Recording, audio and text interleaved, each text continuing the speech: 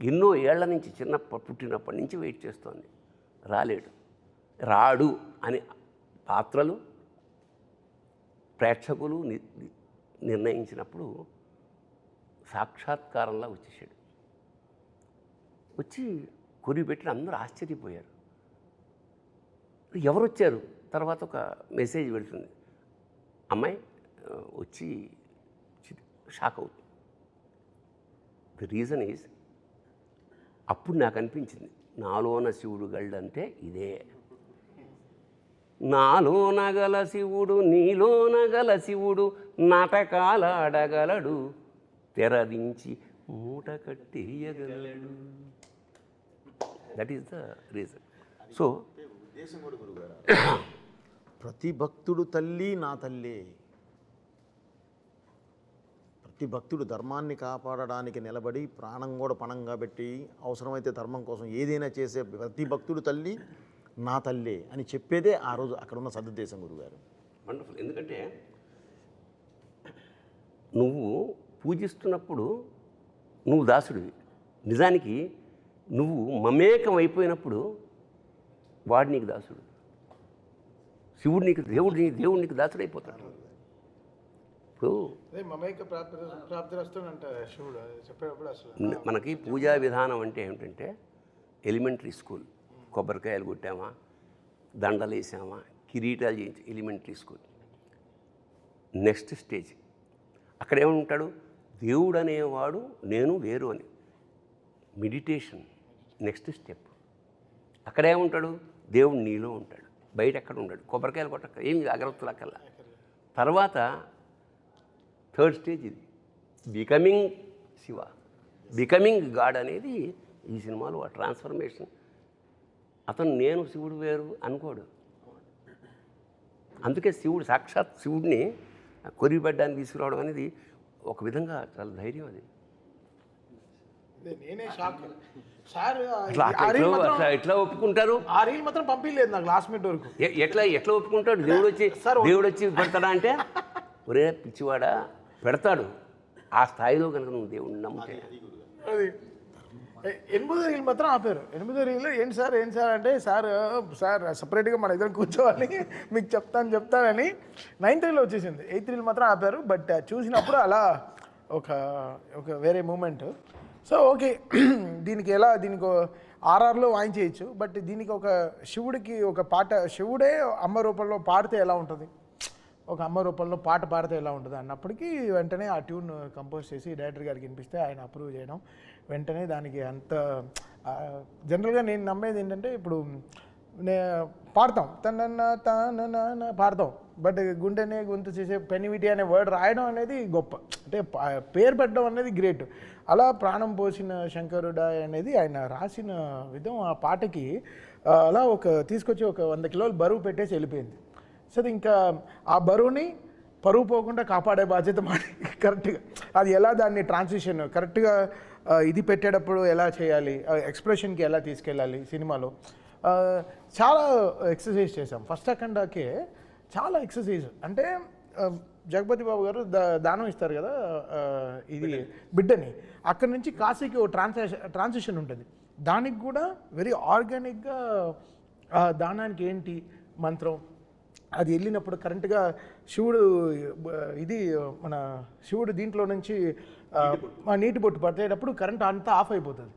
కాశీలో ఆఫ్ అయిపోయి మళ్ళీ స్టార్ట్ అవుతుంది, మళ్ళీ మంచి వెలుగు స్టార్ట్ అవుతుంది. సో ఈ studying of more things.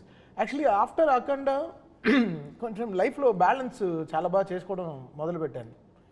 Balancing అంటే ఒక బ్యాలెన్స్ వచ్చింది. అంతవరకు ఆడుతూ పాడుతూ తిరిగేవాడిని, ఇప్పుడు చదువుతూ పాడుతూ తిరుగుతున్నాను.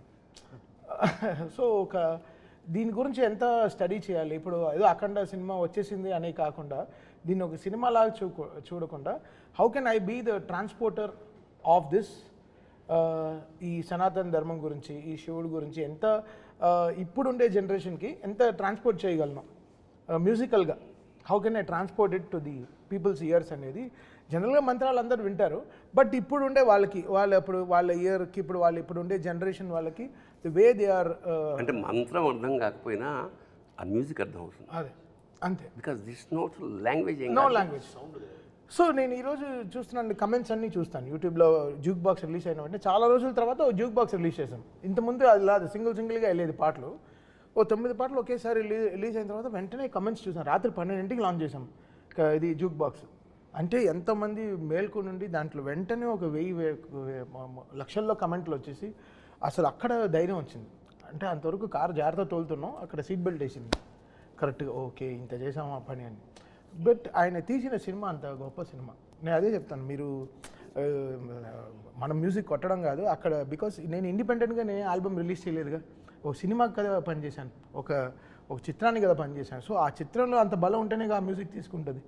సో క్రెడిట్ కృషి అందరూ ఒక ఒక వంట అద్భుతంగా కుదరాలంటే అన్ని పాళ్ళు సమంగా కుడాలి. ఇంకోటి ఏంటంటే మామూలుగా చాలా రకాల డ్యాన్సులు ఉన్నాయి, వాటిని నృత్యం అంటాం, నాట్యం అంటాం. కానీ తాండవం అనేది ఎక్కడ? తాండవం ఎప్పుడవుతుంది? ప్రళయకాల ఆ సౌండ్, తాండవ శబ్దంలోనే ఆ ఒక మ్యూజిక్ ఉంది, ఆ సౌండ్. సో మామూలు డ్యాన్సులకి శివుడి చేసే తాండవానికి సంధ్యవేళ వేరియేషన్ ఉంటుంది. సో అంత డ్యాన్స్ చేసినప్పుడు ప్రమధులందరూ వాయిస్తుంటారు అక్కడ. ప్రమధులు అంటే చుట్టుపక్కల ఉండే వాళ్ళందరూ. ఆ సౌండ్ ఎలా ఉంటుంది? చెవులు బద్దలైపోతాయి.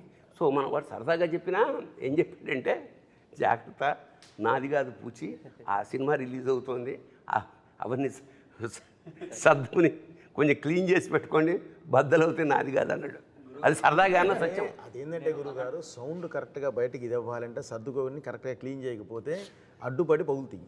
అంతే తప్పలేదు. ఇది సరదాగా అన్న సత్యం అంటున్నా. ఈ విషయంలో గురుగారు నేను గురుగారితో కానీ తమన్ సార్తో కానీ నేను ప్రయాణం చేస్తూ ఉన్నాను కదా అఖండ మొదటి పాట నుంచి. అంటే అంటే ఉద్దేశం మంచిదైతే ఫలితం ఎప్పుడు గొప్పగా ఉంటుంది గురుగారు. నేను వీళ్ళిద్దరిలోనూ బాగా గమనించిన విషయం ఏంటంటే ఉద్దేశం. మన ఉద్దేశం ఎప్పుడైతే హానెస్ట్గా ఉంటుందో దాని తాలూకు అవుట్పుట్ కూడా ఎక్స్ట్రీమ్గా ఉంటుంది.